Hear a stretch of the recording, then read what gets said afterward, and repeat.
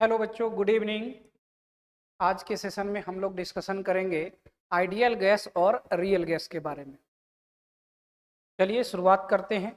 Ideal gas के बारे में पहले समझते हैं। यहाँ लिखते हैं आइडियल गैस। आइडियल गैस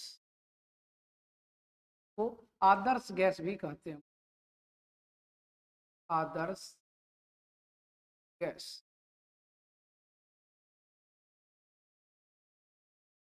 ठीक है। आइडियल गैस किसको कहते हैं? आइडियल गैस वैसा गैस होता है जो सभी परिस्थिति में पीवी बराबर एनआरटी के नियम का पालन करता है। वह क्या होता है? Ideal gas. पीवी बराबर एनआरटी, अर्थात आप कह सकते हैं ये आइडियल गैस लॉ का पालन करता है, यानी आदर्श गैस नियम को पालन करता है। वह कैसा होगा? वो सब आदर्श गैस कहलाता है। देखिए, हम ऐसा लिख सकते हैं तो गैस है विच, लिखे गैस, लिख ज्यादा सही। कुछ gas which away away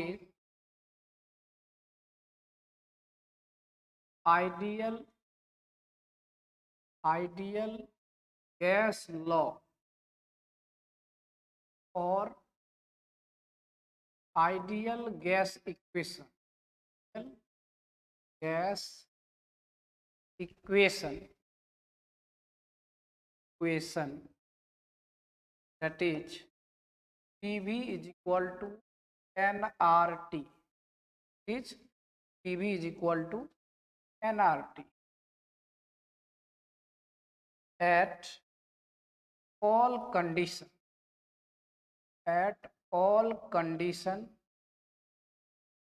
of temperature and pressure. At all condition of temperature and pressure is called ideal gas. Called ideal gas. Simple, इस तरह का हम लोग परिभाषा लिख सकते हैं साधारण रूप से। क्या लिख सकते हैं? लिख सकते हैं वैसा गैस जो सभी ताप एवं दाब के परिस्थिति में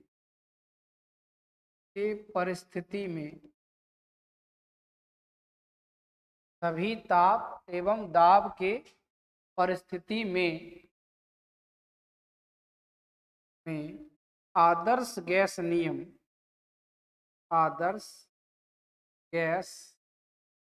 नियम का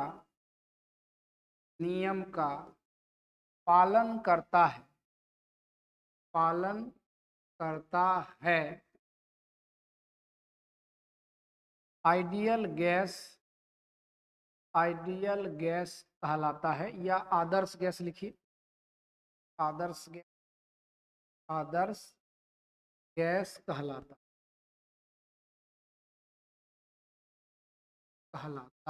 है। इस तरह का आदर्श गैस कहलाता है। आप ऐसा कर सकते हैं कि यहाँ पर जो कंप्रेसिबिलिटी फैक्टर होगा वो क्या हो जाएगा? कंप्रेसिबिलिटी फैक्टर अगर हम लोग यहाँ देखें तो क्या आएगा? यहाँ पर 1 होगा।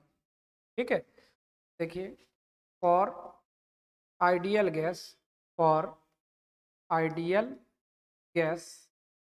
आदर्श गैस के लिए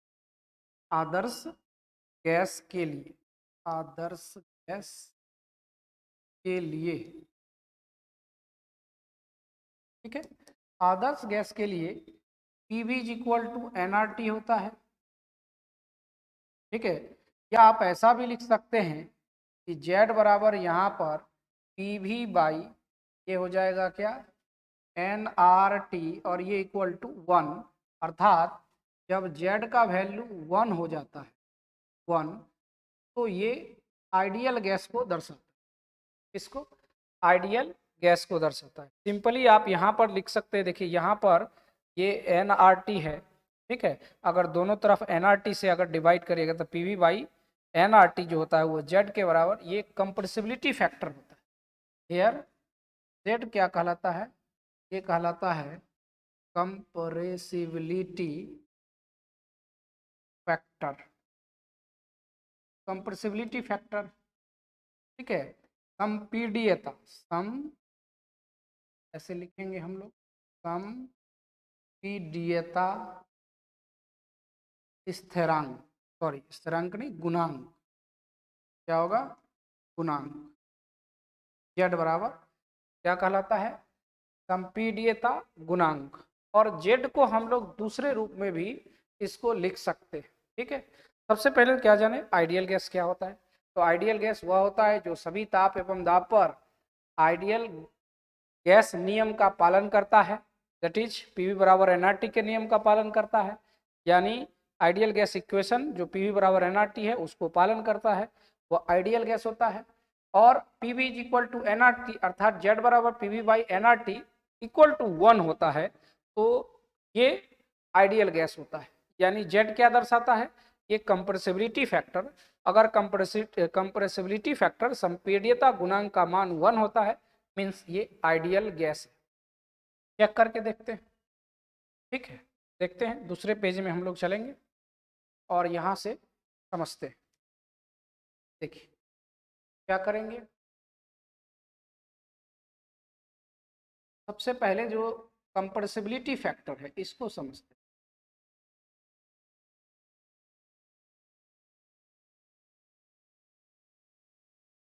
PT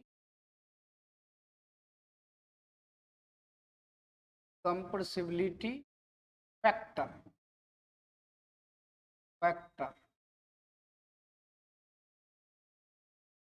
संपीड्यता नाम,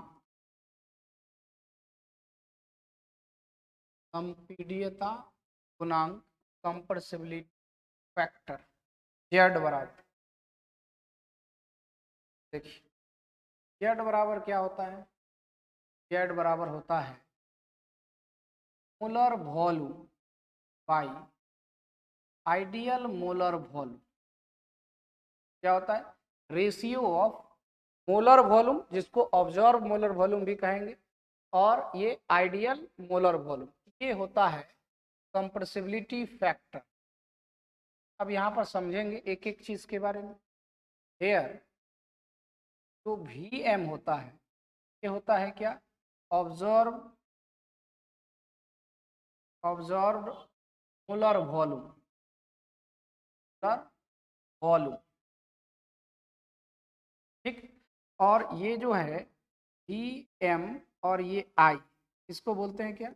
ideal molar volume, ideal molar volume, ideal molar volume, ठीक है।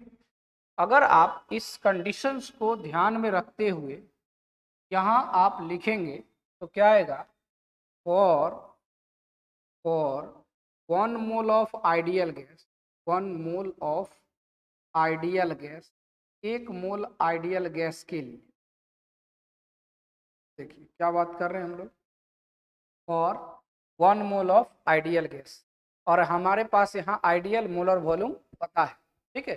तो इस आइडियल मोलर वॉल्यूम को समझते हुए हम ये लिख सकते हैं PM, और ये क्या हो जाएगा I, ठीक है, इक्वल टू n का वैल्यू तो 1 आ रहा है, मतलब कहने का मतलब 1 मोल के लिए है, इसका मतलब ये हो जाएगा क्या?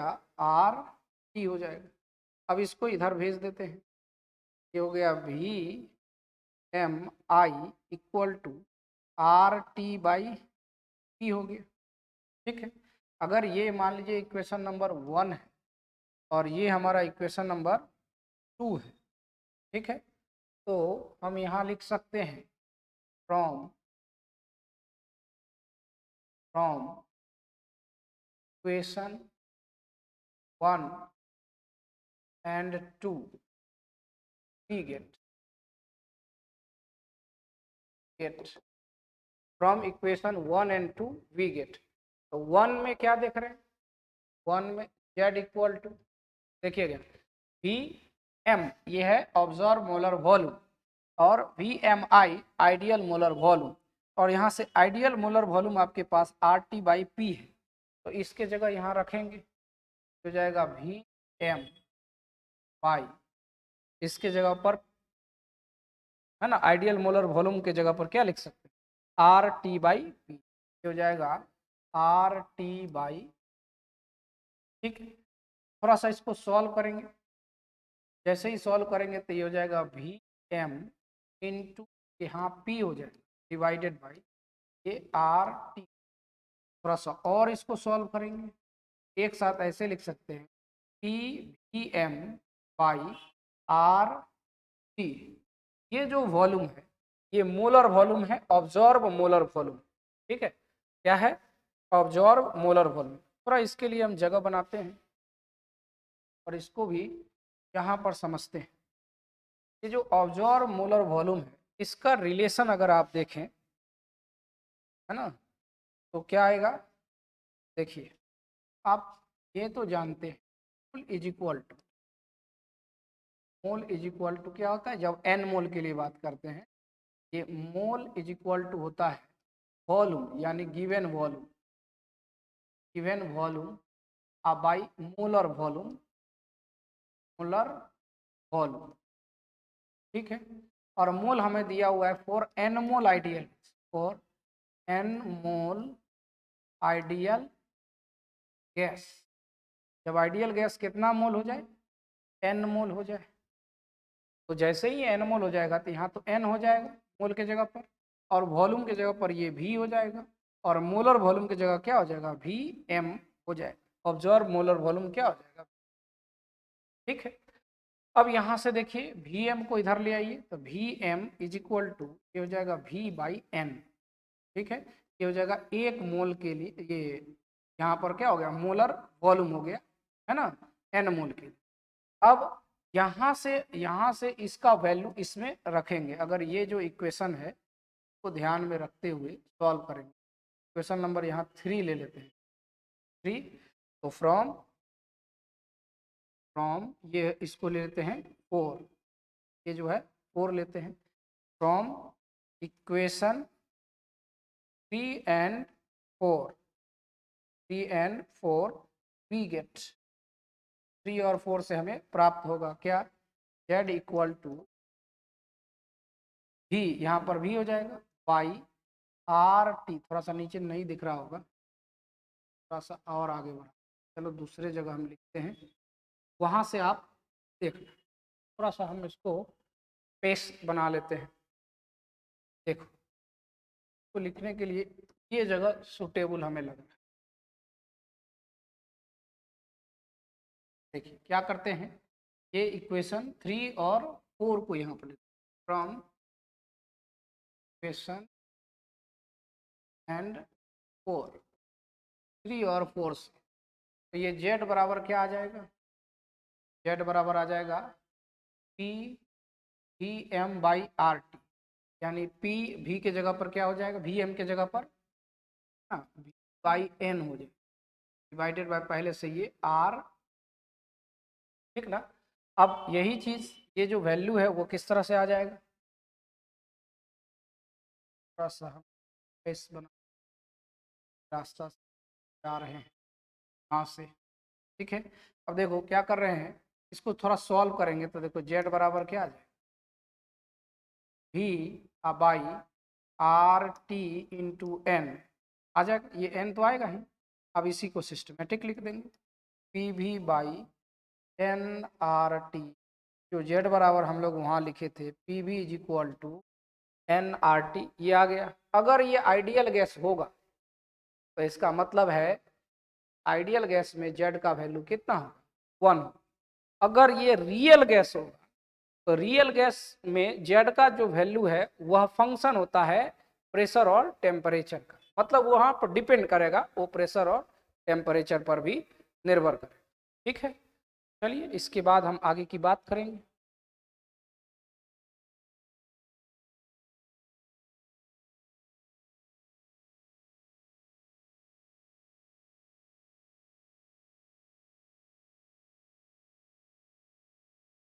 चलिए तो आगे हम अगला पेज में चलते हैं। यहाँ पर हम लोग क्या देख रहे हैं कि कोई आइडियल गैस है और आइडियल गैस, आइडियल गैस, अगर कोई आदर्श गैस है, आइडियल गैस है, आदर्श गैस के लिए, आदर्श गैस के लिए, जैसे ही आदर्श गैस की बात हम लोग किए तो एक बात तो स्पष्ट करना है, जेड इक्वल टू क्या होता है, Z equal to by N R T है, और एक मोल आइडियल गैस अगर है कि वैल्यू 1 होगा, यानी जेड इक्वल टू 1 हो रहा है, ये आइडियल गैस है। यहाँ पर आप देख रहे हैं कि जेड का मान 1 आ जा रहा है, ठीक है, जेड का मान 1 आ रहा है। और दूसरा जो है, दूसरा कंडीशन हम लोग क्या देखते हैं कि for real gas, real gas, for real gas यानी वास्तविक गैस के लिए, वास्तविक गैस के लिए, वास्तविक गैस के लिए क्या हम लोग करते हैं, वास्तविक गैस के लिए जेड का वैल्यू जो होगा ये नॉट इक्वल टू 1, यानी ऐसा होगा जेड बराबर पी वी बाई जो एन आर टी का मान होता है वो बराबर 1 के नहीं हो। इट मीन्स तो इसमें दो केस एराइज होगा, यानी केस 1 ये हो सकता है जेड इज ग्रेटर देन 1, या केस 2 ये हो सकता है कि Z is less than, Z is less than 1। ये दो तरह का हो सकता है।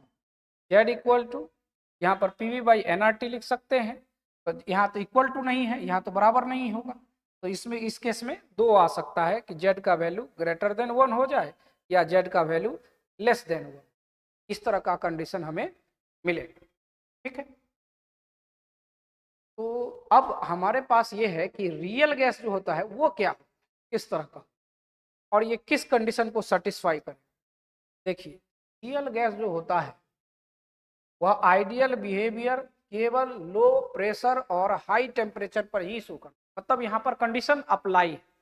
पहले तो आप सिंपल अगर रियल गैस के लिए लिखना हो तो लिख सकते हैं रियल गैस यानी वास्तविक, वास्तविक gas,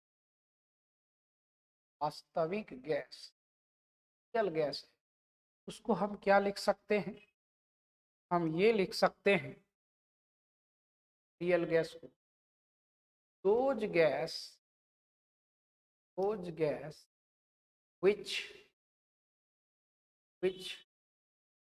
does not obey ideal gas law, ideal gas law or ideal gas equation, ideal gas equation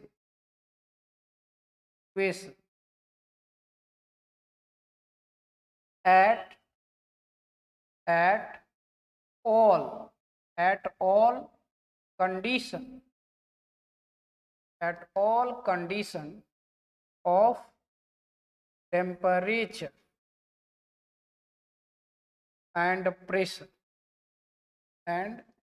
pressure is called real gas, called real gas, ठीक है।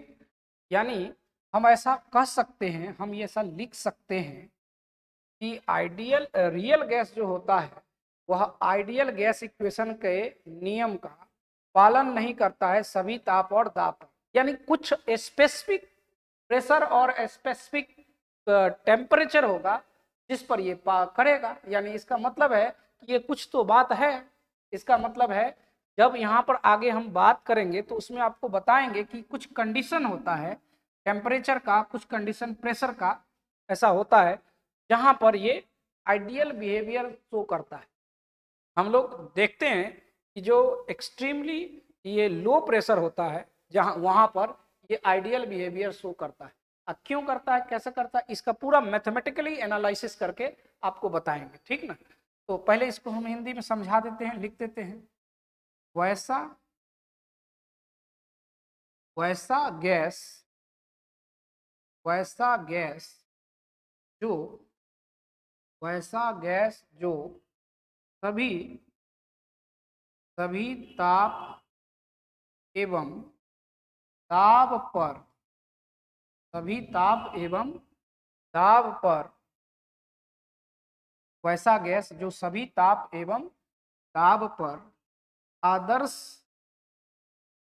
आदर्श गैस नियम आदर्श गैस नियम या आदर्श गैस समीकरण आदर्श गैस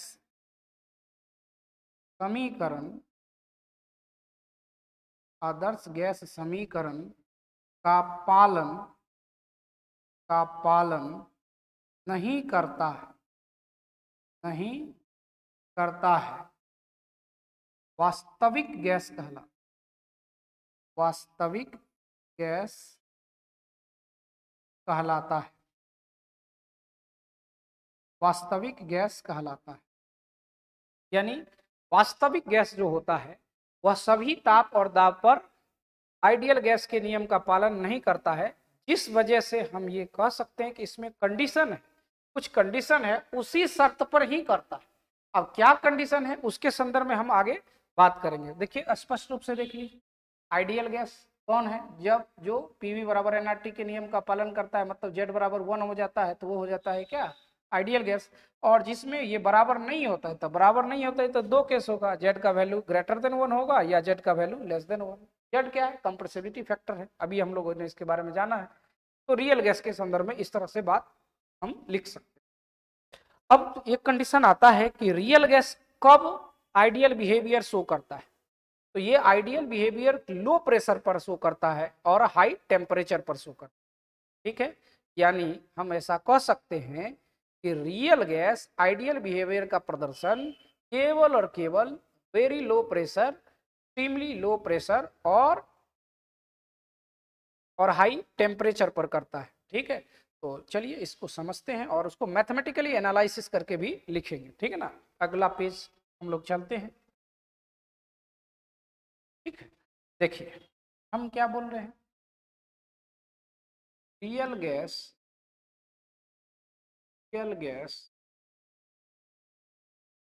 तो ideal behaviour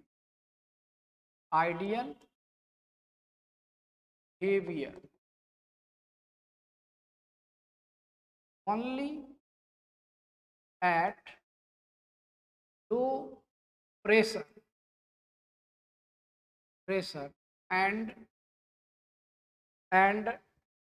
high temperature high temperature high temperature, ठीक। क्या लिखा, रियल गैस तो ideal behaviour only at low pressure and high temperature.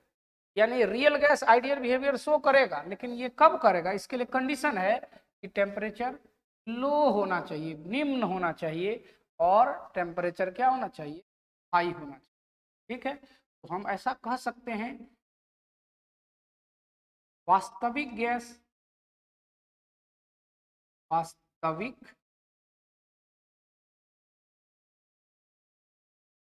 वास्तविक गैस आदर्श व्यवहार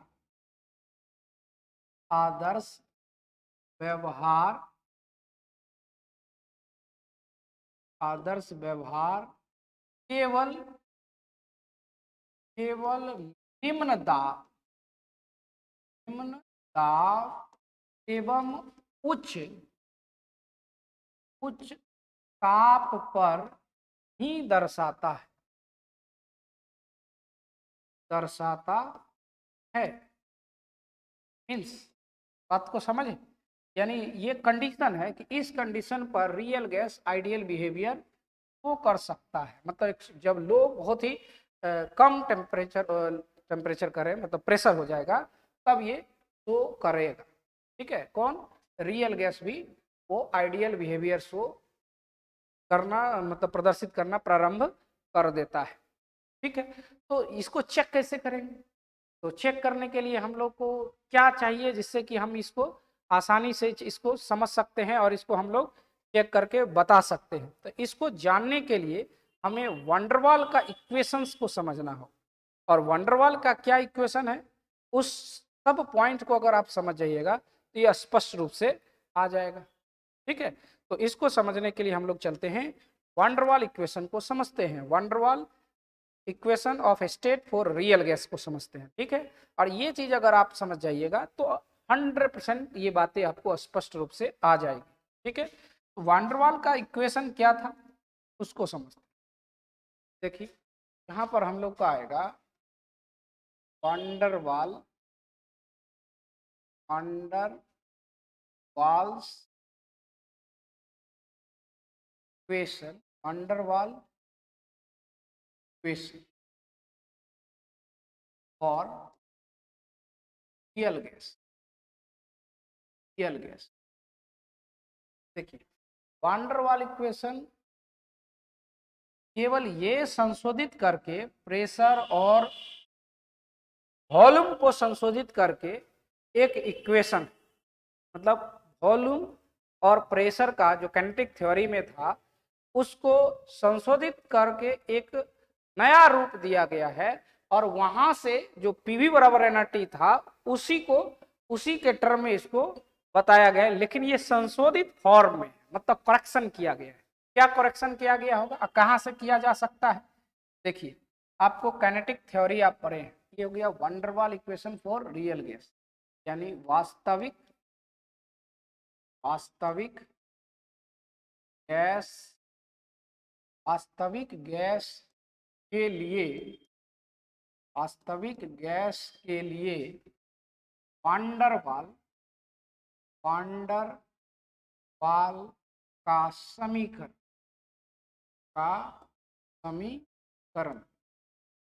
देखो ये बात को समझने के लिए जो संशोधित टर्म है उसको समझिए। क्या संशोधित कर सकते हैं, कहां से? Kinetic theory of gases. तो देखिए अकॉर्डिंग टू, पहले हम थोड़ा सा बात समझते हैं क्या है जिसको हम संशोधित कर सकते हैं। According to kinetic theory of gases, kinetic theory of gases, गैसों के गतिक सिद्धांत, गैसों के गतिक सिद्धांत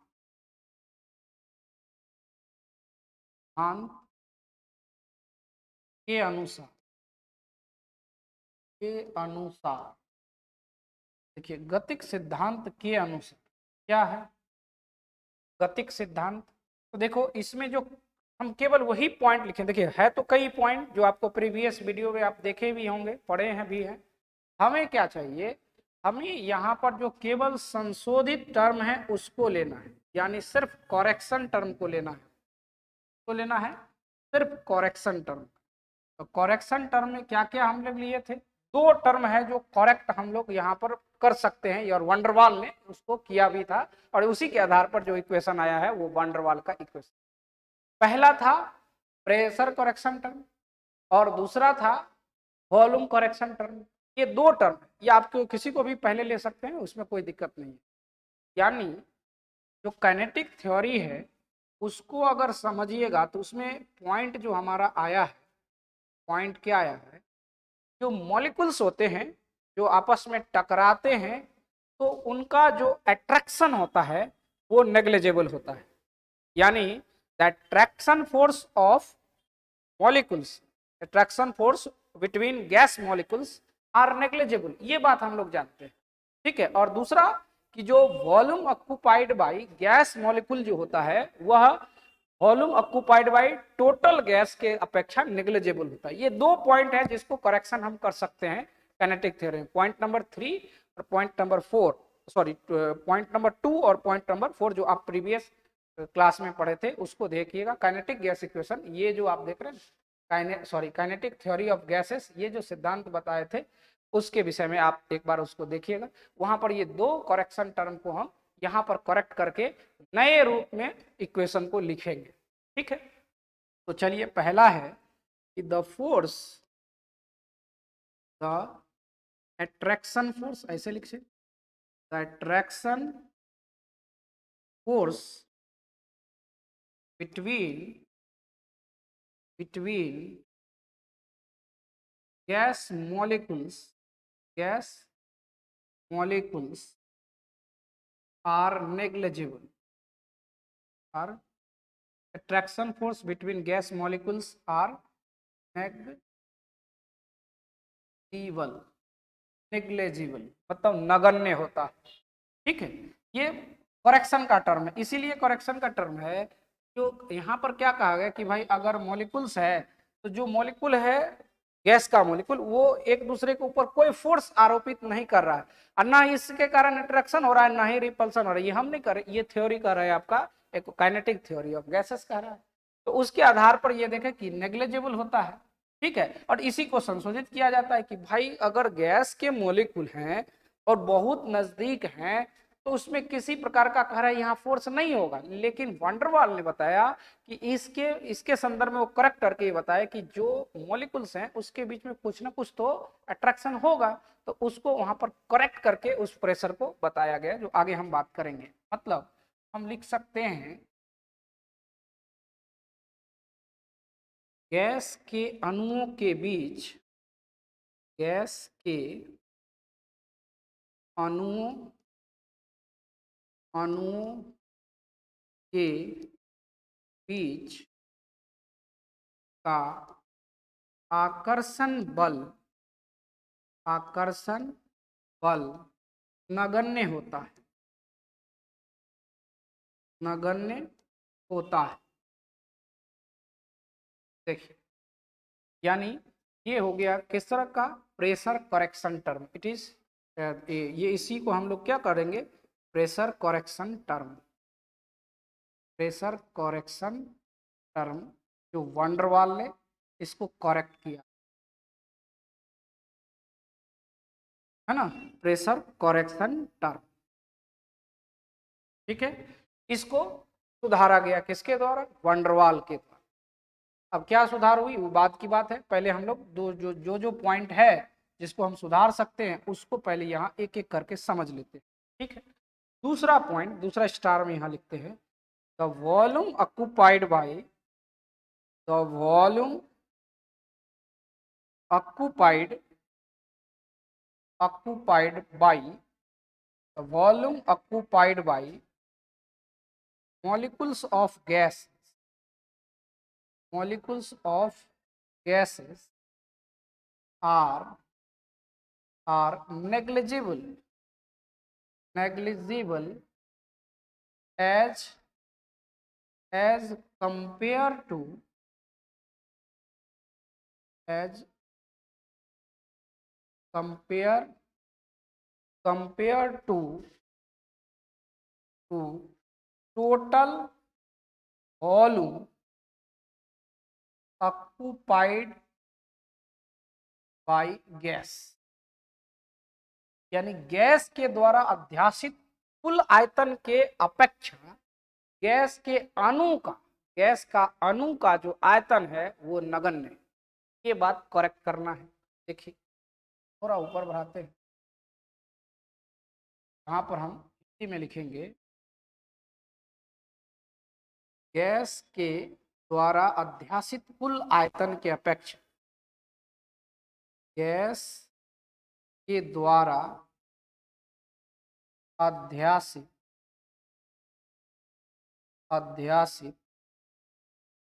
कुल आयतन, कुल आयतन के अपेक्षा गैस के अणु का आयतन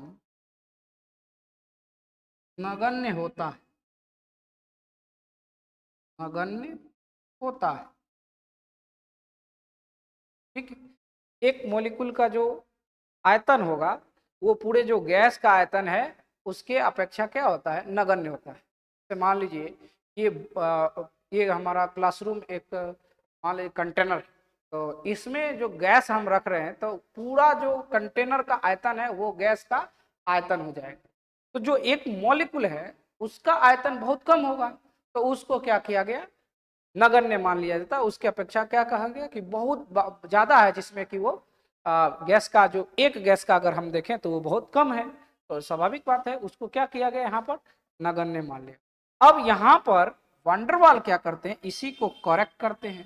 गैस के मॉलिक्यूल का जो आयतन जो होगा वो कुछ उसका जो वैल्यू है वो किस रूप में हमको देना है उसको वो करेक्ट करते हैं, और इसलिए वो कहलाता है क्या, वॉल्यूम करेक्शन टर्म।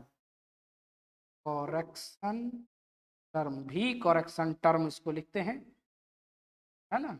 और इसी दो नियम को संशोधित करके, ये दो पॉइंट को संशोधित करके वंडरवाल जो है एक इक्वेशन प्रोवाइड करता है जो कहलाता है क्या, वंडरवाल का इक्वेशन। ठीक है, क्या कहलाता है, वंडरवाल का इक्वेशन। पहले तो ये काइनेटिक गैस इक्वेशंस का पॉइंट्स को हम लोग को समझ लेना है, और ये जब पूरा पॉइंट्स आपको आ जाएगा तो वंडरवाल का इक्वेशन को भी आप आसानी से समझ जाएंगे। तो आइए अब हम लोग समझते हैं, अगले पॉइंट की तरफ जाते हैं। और ये अगला पॉइंट क्या होगा, वंडरवाल का इक्वेशन कैसे करेक्ट करके वो लाते हैं उसको समझते हैं। ठीक है, तो चलते हैं। ये रहा अगला, यहां पर लिखेंगे van der Waals, van der Waals equation, van der Waals equation. देखिए ये वंडरवाल इक्वेशन कैसे ड्राइव करते हैं इसको समझना है, कैसे प्रेशर को करेक्ट करते हैं। तो देखिए वो जो प्रेशर बताते हैं, समझिएगा, वंडरवाल ये हो गया प्रेशर करेक्शन। अगर जो आकर्षण है उसको आप नगण्य मानिएगा तो पी करेक्शन टर्म पी के बराबर होगा, तो पी भी जो पी भी बराबर एन टी है वो तो आ जाता है। लेकिन कह रहा है कि नहीं भाई, ऐसा है कि करेक्शन टर्म को हम नेग्लेक्ट नहीं करते हैं, तो उसका कंसंट्रेशन कुछ ना कुछ इसका आएगा मान। मतलब ये जो पी होगा इसमें आकर्षण होगा, फोर्स होगा, तो कुछ ना कुछ होगा। वो किसके, तो ये डायरेक्टली प्रोपोर्शनल होता है उसके अगर दो मॉलिक्यूल के बीच देखें तो C1 और C2, तो मतलब कंसंट्रेशन ऑफ, कंसंट्रेशन जैसे ही आप लिखें ये कंसंट्रेशन, यहाँ पर हम लोग क्या लिख देते हैं, कंसंट्रेशन को मोल बाई वॉल्यूम लिखते हैं, और इसका पूरा का होल स्क्वायर। और जब यहाँ पर इसको आगे बढ़ाइएगा तो यहाँ पर वंडरवाल का एक कांस्टेंट आता है ए, ये हो जाता है n square by V square. अब इस इक्वेशन को यहाँ पर बैठाइएगा तो पी करेक्शन टर्म क्या आ जाएगा, पी करेक्शन टर्म ये आपका आ जाएगा पी प्लस, ये वैल्यू जोड़ रहे हैं, देख रहे हैं, ये हो जाएगा a n square by a square, ये आ गया। तो ऐसा कर स्क्वायर ब्रैकेट में ले, पी जो है इस ऐसा लेते ऐसा करते हैं, इसको रेक्टेंगल बना के लिख लेते हैं, और ये हमारा एक इक्वेशन आ जाता है। तो इक्वेशन नंबर 1 का। तो एक बात हुआ, अभी हम लोगों ने क्या किया है, सिर्फ और सिर्फ प्रेशर को करेक्ट किया। ठीक है, अब यहाँ से हम दो पार्ट में इसको बना लेते हैं, हाँ हो जाए समझने में भी। देखिए अब इधर हम लोग क्या करते हैं, वॉल्यूम को करेक्ट करते हैं, यानी वॉल्यूम करेक्शन टर्म को समझते हैं। तो पहले तो ये वॉल्यूम करेक्शन लिखते हैं। अगर वॉल्यूम कंटेनर का जो वॉल्यूम है वही रहे, तो ये तो वी हो गया, यहाँ पे इसको करेक्ट नहीं करिएगा तो वी के बराबर रह जाएगा, मतलब कोई दिक्कत नहीं है इसमें। लेकिन कह रहा है कि नहीं, गैस के मॉलिक्यूल का जो वॉल्यूम होगा, जो आप छोटा वॉल्यूम, उसको हम लोग बी से रिप्रेजेंट करते हैं, बी, तो कुछ ना कुछ तो घटेगा इसमें से, ठीक है। और चूंकि एन मॉलिक्यूल पार्टिसिपेट करेगा तो यहाँ पर क्या लिखेंगे, एन, है ना। जैसे ही एन मॉलिक्यूल पार्टिसिपेट करेगा तो क्या लिखेंगे, यहाँ पर एन लिखेंगे, एन इंटू बी लिखेंगे, तो टोटल यहाँ से रिमूव होगा। इसका मतलब है वी में से कुछ ना कुछ ये हट रहा है, इसका मतलब करेक्शन इसका हम लोग कर रहे हैं, जो एग्जैक्ट बच रहा है वही चीज के बारे में बताया जा रहा है। तो ये हमारे पास इक्वेशन आ गया। ये जो आप देख रहे हैं यहाँ पर, ये इसको आप ऐसा करें कि कुछ ना कुछ वॉल्यूम यहाँ से तो घटेगा, तब V1 ले लेते हैं। तब V1 जो होता है वो किसके, बी के बराबर मान लेते हैं। ये बी है, ये भी वंडरवाल कांस्टेंट है जो वॉल्यूम करेक्शन टर्म में यूज करते, आगे हम उस पर भी बात करेंगे। तो यहाँ पर क्या कि एन मोल, देखिए चूंकि यहाँ पर भी आपने एक एक के लिए तो 1/v लिखते, लेकिन यहाँ पर क्या लिख रहे हैं कि एन मोल के लिए काम कर रहे हैं। तो जैसे ही एन मोल के लिए लिखेंगे तो इसका मतलब यहाँ से भी क्या होगा, एन हो जाएगा। तो अब इस इक्वेशन में जैसे ही बैठाएंगे तो v करेक्शन टर्म क्या हमारा, करेक्शन माइनस, और V1 के जगह पर क्या हो जाएगा, n, ठीक है। तो भी हम लोग तरह से रेक्टेंगल में रख लेते हैं और इक्वेशन नंबर कर लेते हैं। देखिए ना, अब क्या है कि P को अगर नहीं करेक्ट करते, P को करेक्ट करना है तो P करेक्शन, और V को भी करेक्ट करें तो यानी V करेक्शन, करेक्शन, और ये इक्वल टू क्या आ जा रहा है, क्या आ रहा है, एनआरटी, एन मोल है तो ये एनआरटी आ रहा है। अगर भी इसको करेक्ट नहीं करते, इसको करेक्ट नहीं करते तो यहाँ पी रहता, यहाँ भी रहता, तो पी बराबर एनआरटी होता। लेकिन अब यहाँ पर करेक्ट कर लिया गया वंडरवाल के द्वारा। तो जैसे ही करेक्ट करे तो प्रेशर करेक्शन टर्म क्या आया है, क्या आया है, P plus a n square by V square आया है। और वॉल्यूम करेक्शन टर्म यहाँ से देखिए समीकरण 2 में, तो ये क्या लिखेंगे कि यहाँ पर V माइनस एन बी, देखिए जहां पर वॉल्यूम है उसके जगह पर, और ये इक्वल टू एन आर, यही कहलाता है वंडरवाल का इक्वेशन। 1 मोल गैस के लिए, 1 मोल रियल गैस के लिए वंडरवाल का equation, called van der Waals equation for 1 mole, sorry 1 मोल कहते हैं एन मोल 1 नहीं, चूंकि एन लेके चल रहे हैं तो एन मोल रियल गैस, एन मोल रियल गैस के लिए वंडरवाल का इक्वेशन हो गया, ठीक है। यहाँ से हम कहाँ से लिए हैं, from equation 1 and 2, from equation 1 and 2, ठीक है, गेट। और यहाँ हम क्या लिखेंगे इस पॉइंट में, पॉइंट में इट इज ही हो गया, it is van der Waal equation is called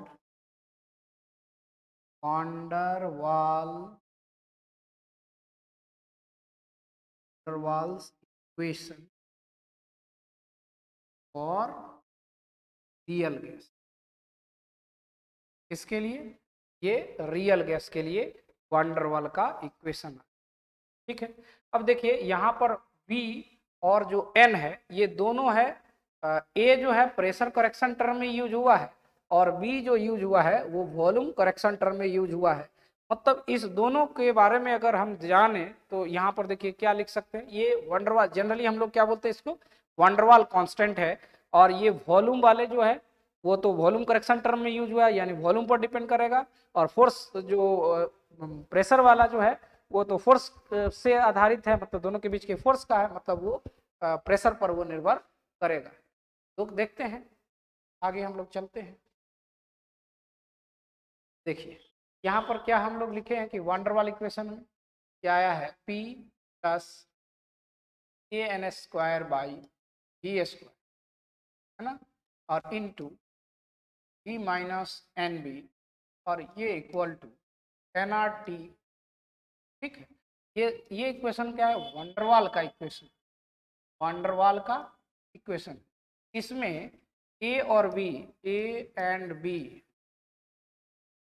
a and b are called van der Waals constant, van der Waals constant, ये क्या कहलाता है? वांडरवाल का स्थिरांक कहलाता है। और इसमें देखिए रोचक बातें ये है, यहाँ पर समझना, ये प्रेशर करेक्शन टर्म में यूज हुआ है। तो यहाँ पर देखेंगे P1 इज इक्वल टू क्या था, n²/v²। तो इसके लिए यूनिट अगर आपको निकालना हो तो क्या आप ऐसा लिख सकते हैं, P1 और ये v²/n², ये इक्वल टू a। अर्थात हम ऐसा तो लिख सकते हैं a बराबर क्या हो, इसका यूनिट, प्रेशर अगर एटीएम में लीजिएगा तो एटीएम हो जाएगा, वॉल्यूम को लीटर में लीजिएगा तो लीटर स्क्वायर हो जाएगा, और नंबर ऑफ मोल को तो मोल में लेना है तो मोल ऊपर चला जाएगा तो पर मोल स्क्वायर। ठीक है, ये यूनिट हो गया किसके लिए, थोड़ा यहाँ पर उठा करके कट जाएगा। ये ए बराबर क्या लिख सकते हैं, एटीएम, कहाँ से एटीएम लिख रहे हैं, एटीएम प्रेशर के लिए लिख रहे हैं, लीटर का स्क्वायर अब पर मोल का स्क्वायर, ऊपर चला जाएगा तो ये पर मोल से लगा देंगे, यानी ये यूनिट हो गया किसके लिए, ए के लिए। ठीक है, उसी तरह बी के लिए भी हम देख सकते हैं, बी के लिए क्या यूनिट होगा, तो बी तो किस में आया, वॉल्यूम करेक्शन में, V1 इज इक्वल टू क्या आया था, NV आया था, यानी बी बराबर हम क्या लिख सकते हैं, V1/N लिख सकते हैं, यानी b is equal to volume, ये तो V1 क्या है, वॉल्यूम है, एक प्रकार ये वॉल्यूम है ना, करेक्शन वॉल्यूम करेक्शन में यूज है तो वॉल्यूम है, तो वॉल्यूम है तो वॉल्यूम को हम लोग लीटर लिखते हैं, ये लीटर हो जाएगा, और मोल को नंबर एन को मोल लिखते हैं तो ये हो गया मोल, अर्थात इसका यूनिट क्या हो जाएगा, लीटर और मोल, ये यूनिट हो गया। ठीक है, तो इस तरह से आज हम लोगों ने वांडरवाल इक्वेशंस को समझा है और रियल गैस के बारे में जाना, आइडियल गैस के बारे में जाना। अगले क्लास में हम लोग बात करेंगे कि कब z का वैल्यू ग्रेटर देन 1 हो जाएगा, कब z का वैल्यू लेस देन 1 हो जाएगा, कब z का वैल्यू इक्वल टू 1 हो जाएगा। ये सब कंडीशन है, इसके संदर्भ में अगले क्लास में हम लोग बात करेंगे। ठीक है।